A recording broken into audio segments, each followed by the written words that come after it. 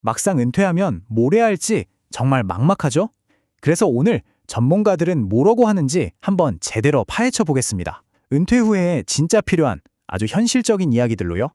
자, 퇴직 축하 파티는 끝났고 이제 진짜 현실은 어떨까요? 한번 들여다보겠습니다. 퇴직하고 한 3개월 정도는요. 와, 진짜 꿀 같아요.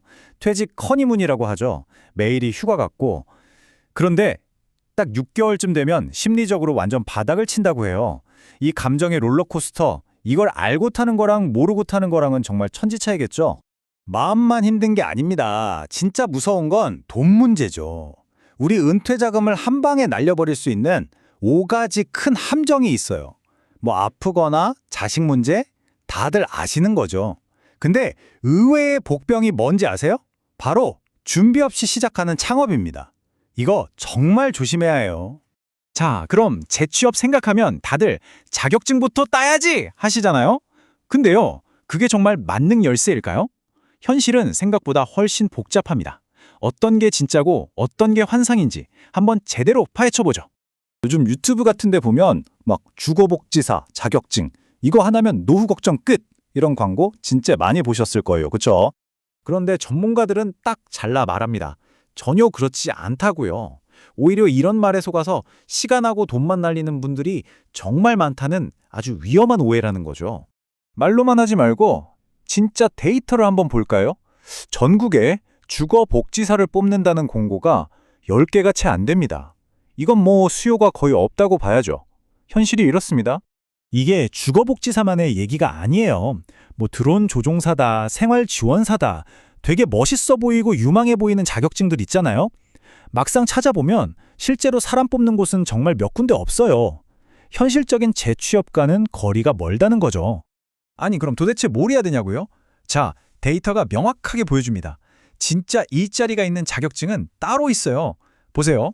요양보호사, 사회복지사, 그리고 전기기능사. 이런 자격증들은 채용 공고가 그냥 수천 개씩 쏟아져 나옵니다. 수요가 확실하죠. 자, 여기서 진짜 재밌는 포인트가 있어요. 사회복지사 같은 분야는요, 일단 시작하기는 상대적으로 쉬워요. 초봉도 괜찮고요. 그런데 급여가 오르는 데는 좀 한계가 있어요. 반면에 전기기능사 같은 기술직은 어떠냐? 처음엔 최저임금 받고 좀 고생할 수 있는데 경력 쌓이고 상위 자격증 따면 와, 월급 오르는 속도가 비교가 안 됩니다. 어떤 길을 가시겠어요? 그러니까 자격증은 말 그대로 경기장에 들어갈 수 있는 입장권일 뿐이에요. 입장했다고 게임에서 이기는 건 아니잖아요. 진짜 일자리를 잡으려면 어떤 전력이 필요한지 이제부터가 진짜입니다. 자, 그래서 길을 정할 때 딱 이 3가지만 기억하세요. 첫째, 내가 이 일을 할 만한가, 나랑 맞는가. 둘째, 그래서 이 자격증으로 사람 뽑는 데가 진짜 있는가. 마지막 셋째, 내 나이에 이 분야에 뛰어드는 게 현실적으로 가능한가. 이걸 꼭 따져봐야 합니다. 예를 들어 주택관리사 60 넘어서 시작하기 진짜 힘들거든요. 다시 한번 강조하지만 자격증 땄다고 취업이 저절로 되는 게 절대 아닙니다. 구직 활동이라는 노력을 진짜 해야 돼요. 그냥 인터넷으로 이력서 몇 군데 보내고 이걸로는 안 됩니다. 발로 뛰고 사람 만나고 적극적으로 움직여야 해요. 사실 기술이나 자격증보다 더 큰 걸림돌이 뭔지 아세요? 바로 마음입니다. 옛날에 내가 왕년에 어땠는데 이 생각을 버려야 해요.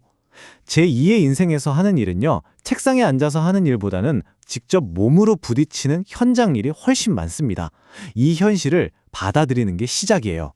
아, 취업도 힘들고, 에라, 모르겠다. 내 사업이나 해볼까? 이런 생각 정말 많이 하시죠. 근데요, 이게 은퇴 자금을 통째로 날릴 수 있는 가장 위험한 선택일 수 있습니다. 이 숫자 좀 보세요. 55.4%. 이게 뭐냐면요, 새로 생긴 가게 2군데 중 1군데 이상이 3년 안에 망한다는 뜻입니다. 정말 무서운 현실이죠. 이 통계를 보면 함부로 뛰어들 생각을 못할 겁니다. 저 통계 속 주인공이 되지 않으려면 딱 2가지만은 제발 지켜주세요. 첫째, 그 업계에서 돈 안 받고라도 직접 일해보세요. 경험이 먼저입니다. 둘째, 사업계획서를 제대로 써보세요. 특히 이 질문에 답할 수 있어야 합니다. 널리고 널린 가게들 중에 손님이 왜 굳이 우리 가게에 와야 하죠? 여기에 답 못하면 시작하면 안 됩니다. 자, 지금까지 일, 돈 얘기만 한 것 같은데요. 사실 성공적인 은퇴는 그런 문제가 아닙니다. 인생의 중심을 완전히 바꾸고 삶 전체를 새롭게 디자인하는 거예요. 직장 다닐 땐 모든 게 회사 중심이었잖아요. 회사가 내 인생의 전부였죠. 하지만 이제부터는 아닙니다. 회사가 아니라 나를 중심에 둬야 해요. 그러면서 건강, 관계, 일, 돈, 여가, 그리고 이 모든 변화에 적응하는 것까지 이 6가지 기둥의 밸런스를 맞춰 나가는 겁니다. 이 6가지 중에서 뭐가 제일 중요할까요? 딱 2개만 꼽으려면 바로 건강 그리고 관계입니다. 돈이 아무리 많아도 몸 아프고 가족들하고 사이 안 좋으면 무슨 소용이 있겠어요. 그쵸? 일하느라 바빠서 소홀했던 이 2가지를 다시 챙기는 것. 이게 가장 먼저 해야 할 일입니다. 옛날에 몽테뉴라는 철학자가 이런 말을 했어요. 어디로 갈지 모르는 배에게는 어떤 바람도 순풍이 아니다. 이게 무슨 말이겠어요? 내가 앞으로 뭘 하고 싶은지, 어떤 삶을 살고 싶은지 이런 목적지가 없으면 아무리 좋은 기회가 와도 그게 기회인 줄도 모르고 그냥 지나쳐 버린다는 거죠. 자, 그래서 오늘 이야기의 핵심은 바로 이겁니다. 당장 무슨 자격증을 딸까, 무슨 사업을 할까 이런 고민보다 먼저 해야 할 일이 있다는 거죠. 잠시 멈춰서서 이 질문에 한번 답해보세요. 내 인생이라는 배는 이제 어디로 가고 싶은 걸까? 이 질문에 대한 답을 찾는 바로 그 순간부터 여러분의 진짜 제2의 인생이 시작되는 겁니다.